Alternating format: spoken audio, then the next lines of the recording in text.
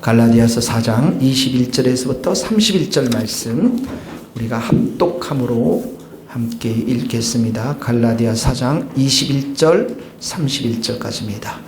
내게 말하라. 율법 아래에 있고자 하는 자들아, 율법을 듣지 못하느냐?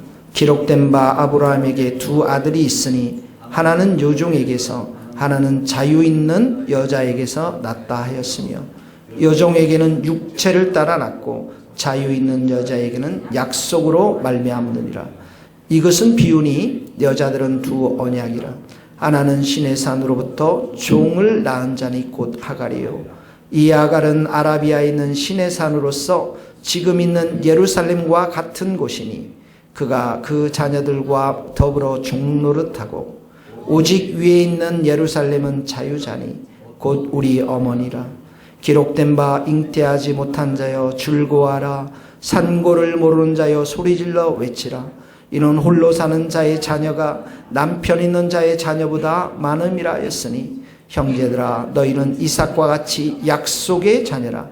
그러나 그때에 육체를 따라 난 자가 성령을 따라 난 자를 박해한 것 같이 이제도 그러하도다. 그러나 성경이 무엇을 말하느냐? 여종과 그 아들을 내쫓으라. 여종의 아들이 자유 있는 여자의 아들과 더불어 유업을 얻지 못하리라 하였느니라. 그런즉 형제들아, 우리는 여종의 자녀가 아니요 자유 있는 여자의 자녀니라. 아멘. 이 갈라디아에서는 율법 아래에 있는 자들, 21절에 보면 율법 아래에 있다. 그러니까 율법을 행함으로 인해서 구원을 받는 사람들이 있었던 것이죠. 자, 율법주의, 율법을 행하는 것을 강조하는 사람들은 자기 의가 있다고 그랬어요. 그 다음에 자기 노력이 있고 자기 행함이 있고, 그러니까 이 사람들은 육신을 따라 사는 사람들인데, 이 사람들은 율법의 종, 죄의 종에 있는 사람들입니다. 자, 이 부분을 이야기하고 있어요. 21절에 보면 율법 아래 있고자 하는 자들 이렇게 나오죠. 그러면서 비유를 드는 게 22절에 보면 두 아들이 하나는 여종에게 있습니다. 그게 누굽니까? 23절에 보니까 여종에게는 육체를 따라 낳고, 자, 뭐가 나왔어요? 21절에 율법 아래, 율법주의자가 나왔죠. 그 다음에 23절에 뭐가 나왔어요? 육체를 따라서. 육체를 따라 낳은 사람이 누굽니까? 24절에 보니까 하갈이다. 하갈. 그러니까 여기 신의 산으로부터 종을 낳은 자니 곧 하갈이라. 이 신의 산에 또 뭘 줬습니까? 율법을 줬잖아요. 그렇죠. 그러니까 이런 하갈이 어떻게, 아브라함이 이스마엘을 어떻게 낳습니까? 하갈이랑 동침했잖아요. 여종이랑. 하나님께서 약속의 자녀를 주겠다 했는데 그 약속의 말씀을 신뢰하지 않고 자기 육신을 따라서, 자기 노력 따라서, 자기 행위를 따라서 낳은 자가 이스마엘, 하갈이란 말이죠. 율법도 똑같다라는 거예요. 신의 산에서 난 율법도 똑같다라는 거예요. 그래서 25절에 보세요. 25절에 보면 그가 그 자녀들과 더불어 종노릇하라. 이 종노릇이 어떤 종노릇입니까? 하갈이 낳은 아들이 이스마엘이잖아요. 종이잖아요. 하갈이 여종이었으니까. 마찬가지로 율법, 신의 산 아래에 있는 자들은 죄의 종이 되는 거예요.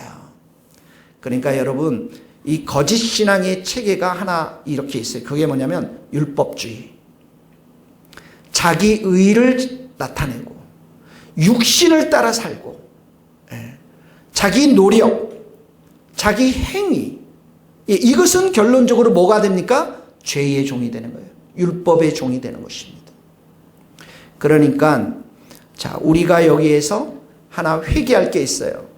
뭐냐면 육신을 자꾸만 따라서 사는 것들에 대해서. 그러니까 우리는 자꾸 이스마엘을 많이 낳죠. 하나님이 약속의 말씀을 주셨는데 그 약속의 말씀을 붙잡고 우리가 순종하며 따라가기보다는 그게 잘 안 이루어지니까 어떻게 해요?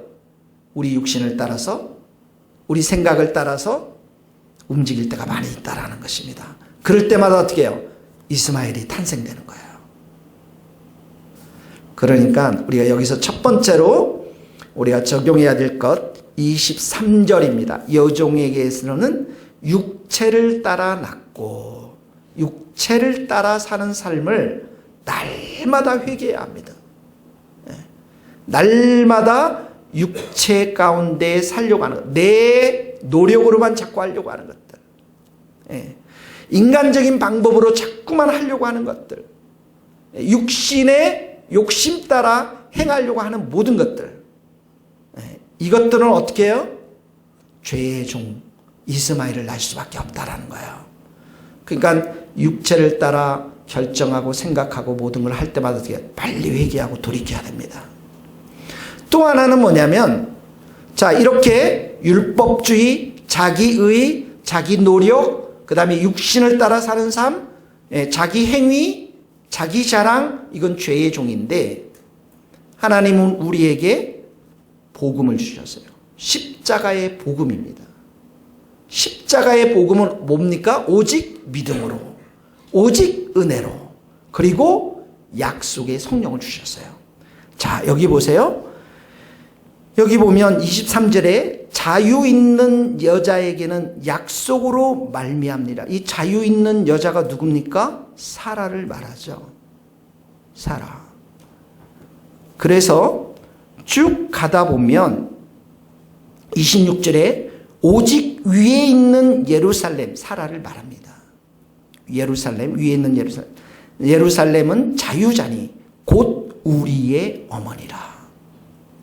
하갈은 육신을 따라 낳았지만, 이스마엘을 낳았지만, 사라는 하나님의 약속을 따라 낳았잖아요. 누구를요? 이삭을. 그렇죠?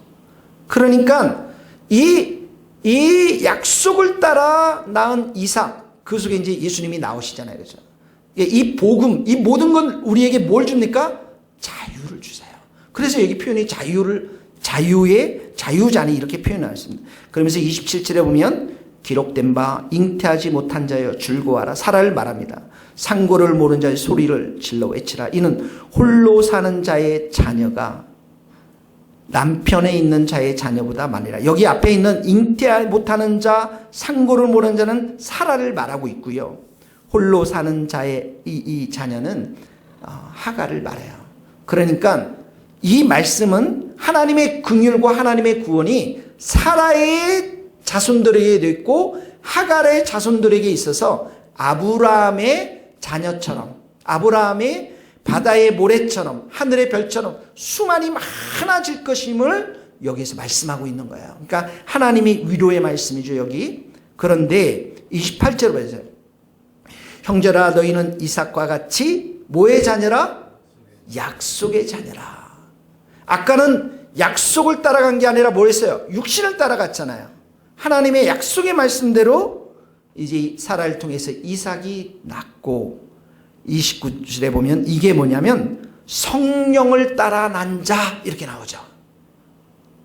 봤습니까? 성령을 따라 난 자. 그러니까 이삭은 하나님의 약속의 말씀을 따라왔어요. 그곳에 누가 왔습니까? 예수님이 왔어요. 십자가의 복음이 있다고요. 이 십자가의 복음은 어떻게 해요? 우리의 행위와 우리의 노력과 우리의 의를 다 배제시키죠. 그러니까 은혜란 말이죠. 그러니까 이 십자가의 복음은 뭘 통해서만 받습니까? 믿음을 통해서만 받는 거예요. 근데 거기에는 누가 오셨습니까? 약속하신 성령이 오셨어요.